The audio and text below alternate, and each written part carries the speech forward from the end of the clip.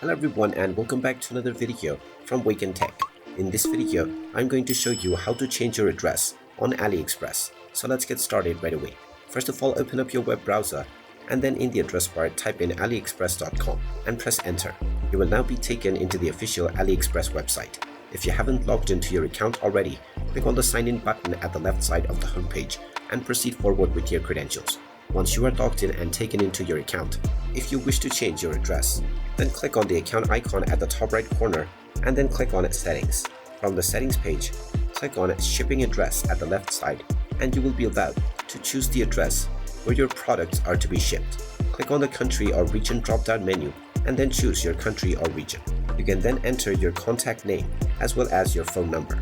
Finally, enter your full address within the address section and enter the apartment or suite number, which is optional. Then enter the city and province, followed by the zip code. You can then click on the Save button and also choose to set it as your default if you wish to do so. Once you click on Save, your address will be saved onto your account right away. You can also add multiple addresses by clicking on Add New. And there you have it.